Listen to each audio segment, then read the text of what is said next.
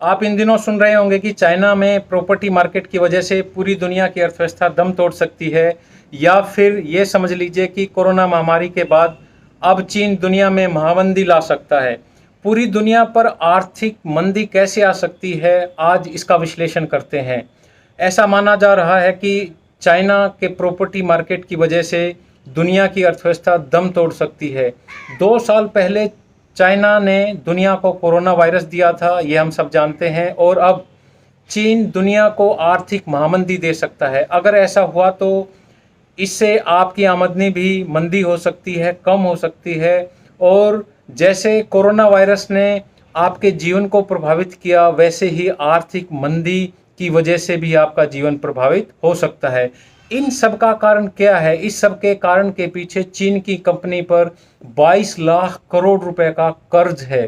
चीन की सबसे बड़ी private real estate company Evergrande है।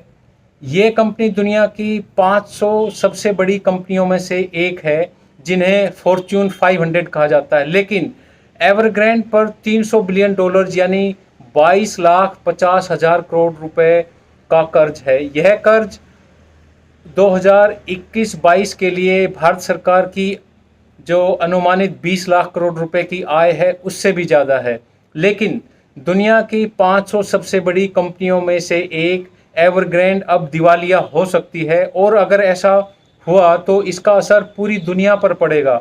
और यदि यह कंपनी अपना कर्ज नहीं भी चुका पाई तो 2008 में आई आर्थिक मंदी के बाद दुनिया एक बार फिर से इसका शिकार हो सकती है। 2008 में अमेरिका का एक बहुत बड़ा वित्तीय संस्थान और बैंक इसी तरह डूब गया था, जिसका नाम लेमन ब्रदर्स था। इसके बारे में हम जानते हैं कि जब अमेरिका का यह बैंक लेमन ब्रदर्स जब डूबा तो पूरी दुनिया की अर्थव्यवस्था 6% तक सिकुड़ गई थी, श्रिंक हो गई थी। पूरी दुनिया में 6.5 करोड़ लोगों की नौकरियां चली गई थी। भारत भी इससे अछूता नहीं रहा। भारत में भी 6 लाख लोग बेरोजगार हो गए थे।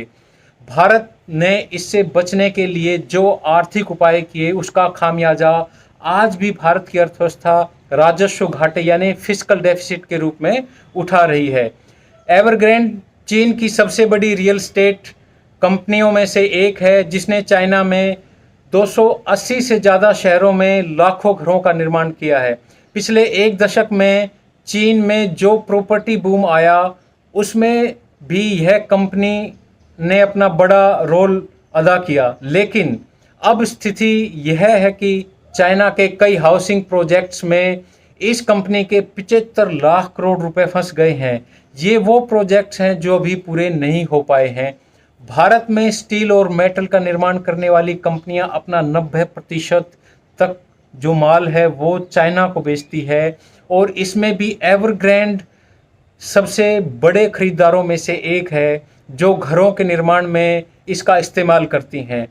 अब अगर ये कंपनी डूब जाती है तो चाइना को किए जाने वाला भारत का जो एक्सपोर्ट है वो भी प्रभावित होगा। भारत के 25 लाख लोग इसी स्टील और आयरन उद्योग के लिए काम करते हैं, यानी चाइना की कंपनी का डूब जाना भारत के 25 लाख लोगों को सीधे सीधे प्रभावित कर सकता है। इसके अलावा चाइना की जिन कंपनियों ने भारत में निवेश किया है वो भी एवरग्रैंड के डूबने से प्रभावित होंगी। चीन की कंपनियों ने भारत में 60,000 करोड़ रुपए का निवेश किया हुआ है, और भारत में इस समय जितने बड़े स्टार्टअप हैं उनमें भी चाइना की कंपनियों ने 42,000 करोड़ रुपए लगाए हुए हैं। ये भी इससे प्रभावित होंगे। इसमें काम करने वाले लाखों लोगों का जीवन इससे प्रभावित होगा, इस पर उनका असर होगा। ये सारी आशंकाएं आपको 2008 की आर्थिक मंदी की याद दिला रही होंगी, जब अमेरिका में सबसे बड़े बैंकों में से एक लेमन ब्रदर्स दिवालिया हो गया था। लेमन ब्रदर्स पर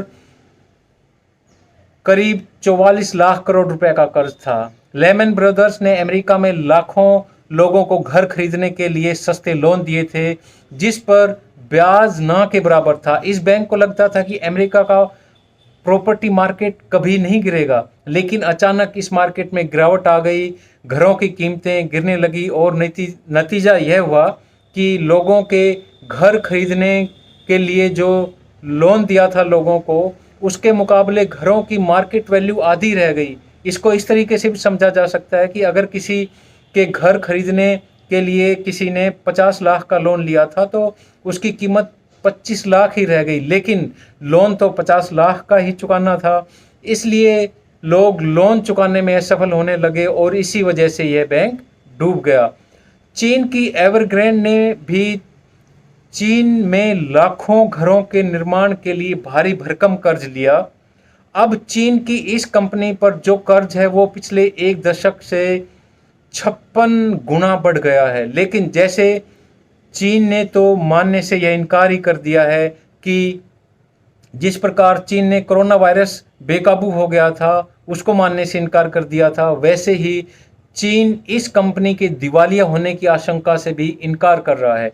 असल में बाजार में कंपनियों का जो मूल्य, जो वैल्यू उनकी लगाई जाती है, वो कई बार इस तरह का घोटाला ही होता है, क्योंकि किसी को पता ही नहीं होता कि अंदर से कंपनी की हालत क्या है और वो कितनी खोखली हो चुकी है। अब जिस कंपनी को किसी कारोबारी से कोई खास आमदनी ही नहीं हो रही हो तो भला अपने कर्ज कैसे चुकाएगी। नतीजा ये हुआ है कि इस साल की शुरुआत से ही अब तक एवरग्रैंड के शेयर 81% तक गिर चुके हैं। अब एवरग्रैंड को जो ये कंपनी है एवरग्रैंड, इसके पास सिर्फ यही विकल्प है कि चीन की सरकार इस कंपनी को बेल आउट कर दे, जैसे 2008 में अमेरिका की सरकार ने लेमन ब्रदर्स के साथ किया था, क्योंकि चीन की जीडीपी में 16 से 28% हिस्सेदारी हाउसिंग सेक्टर की ही है। एवरग्रैंड की कहानी असल में चीन की कहानी है। चीन की सारी तरक्की कर्ज पर आधारित है और इस कर्ज के बोझ के नीचे सिर्फ चाइना का रियल स्टेट मार्केट ही नहीं दबा है, बल्कि चीन की अलग अलग कंपनियों को अगले 12 महीनों में 97 लाख करोड़ का कर्ज चुकाना है। कर्ज ना चुका पाने की वजह से ही वर्ष 2020 के शुरुआत में चाइना की 2 लाख कंपनियों ने खुद को दिवालिया घोषित कर दिया था और ये संख्या अभी और बढ़ सकती है। लेकिन कर्ज की इस समस्या का हल चीन और कर्ज लेकर तलाश रहा है। 2020 में चीन के बैंकों ने चीन की ही कंपनियों को 225 लाख करोड़ रुपए का कर्ज बांटा है। 225 लाख करोड़ का, ये भारत की अर्थव्यवस्था से भी काफ़ी ज़्यादा है। कुल मिलाकर एक दिन कर्ज के इसी बोझ में चीन के बैंक डूब जाएंगे और चीन की आर्थिक तरक्की का यह बुलबुला फूट जाएगा। एवरग्रैंड चीन की काफ़ी बड़ी रियल स्टेट कंपनी है, हम आपको बार बार ये बता चुके हैं, और उसके दिवालिया होने से देश के रियल स्टेट बिजनेस को बड़ा झटका लगेगा।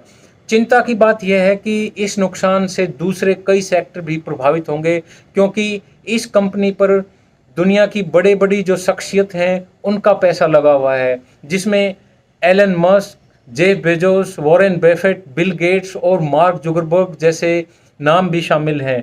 अब हाल ये है कि इन सभी अरबपतियों के पैसे डूबने की कगार पर हैं और यही वजह है कि चीन के रियल एस्टेट के लड़खड़ाने से दुनिया के बाकी बाजार भी प्रभावित होंगे।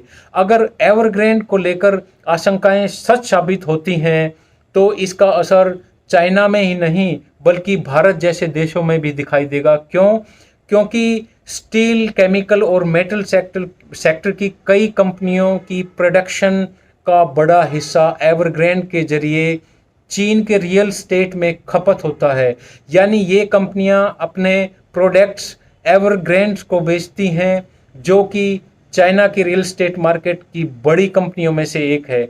अब अगर एवरग्रैंड खुद कर्ज में डूब गई है तो भारतीय कंपनियों को या तो उसके सामान के बदले पैसे नहीं मिलेंगे या फिर उसका सामान चीन के बाजार में बिकना बंद हो जाएगा। दोनों ही सूरत में नुकसान इन भारतीय कंपनियों का होगा, जिसका असर हमारी इकोनॉमी पर हर हाल में पड़ेगा।